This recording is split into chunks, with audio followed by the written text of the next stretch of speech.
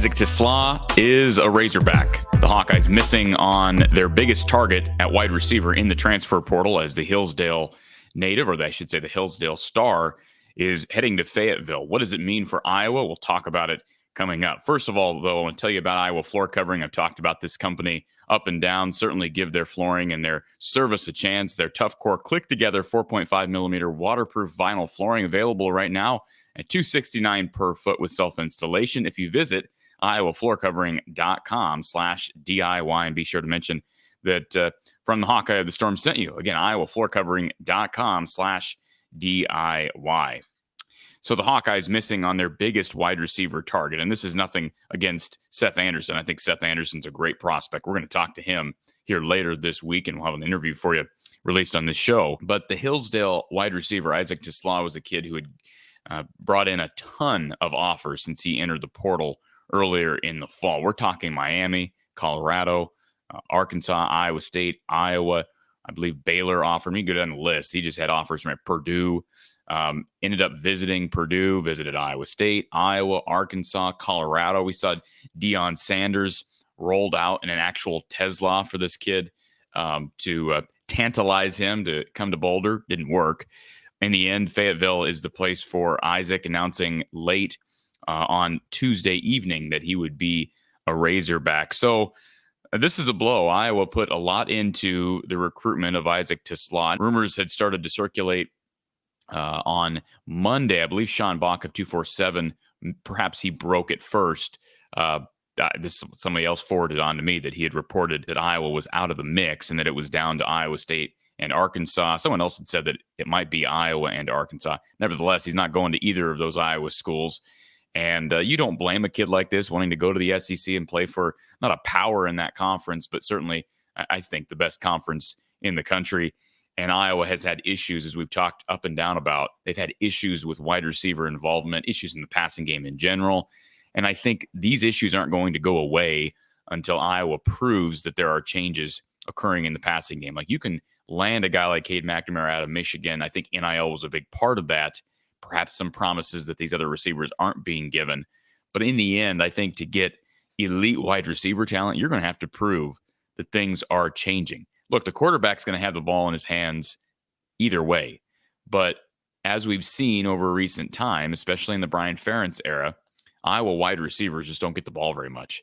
And there's a reason why Charlie Jones left. There's a reason why Tyrone Tracy, Keegan Johnson, Arlen Bruce, why all these guys are leaving. I understand Tyrone Tracy was struggling last year, but my point is, even the better wide receivers as Iowa's had, even Brandon Smith, Amir Smith-Marset. Brandon Smith made a comment on Twitter after he left that he should have had the ball more. And he's probably right? I mean, Iowa's had really good tight end play, and the passing game has been pretty favorable to the tight ends, but wide receiver involvement is a problem. Do I trust Brian Ferentz to be able to fix that issue? Not really. As I said on many occasions, they need to get somebody in there who can actually change things for the better and involve your wide receivers and your tight ends more thoroughly. So this is a blow. Iowa will now regroup. I don't think they're done in the portal. As I mentioned, Seth Anderson from Charleston Southern, the son of NFL legend Willie Flipper Anderson, he is coming to Iowa. He'll actually be getting here next week. So that's kind of an interesting tidbit after discussion with Seth earlier in the week. But Iowa, I wouldn't be surprised to see them take another guy. Certainly not to the acumen of Isaac TESLAA. I did notice yesterday Tyler Barnes started following Damian Alford, who's a Syracuse kid, Donovan Ollie from Wazoo. Both those guys were 400-yard kids this past year, so not bad results. Now, do I expect those numbers to shoot up at Iowa? Not necessarily, and I know it's not apples to oranges, but they will go after other guys. The portal window closing here in a few days, but they've got opportunity to land some other kids, and certainly you hope that some of the younger guys, Alex Mota being one, I brought him up to a friend here the other day, he's going to have to step up. And I have high hopes that Alex Mota can produce early. Jacob Bostic's a year older. Brody Breck's a year older. I mean, get on the list. They got bodies. That's the good news. They brought in Jarrett Bowie. They brought in Dayton Howard, Alex Mota. So 3 guys in that 23 class. For a while, it didn't look like they'd get to 2. They end up getting to 3, and now we'll see what they do in the portal. So just wanted to check in briefly. I know everybody's been talking about the Isaac TESLAA recruitment. He is headed to Arkansas. Iowa now forced to regroup. Someone told me that There was a report out there that Walter Rouse has eliminated Iowa.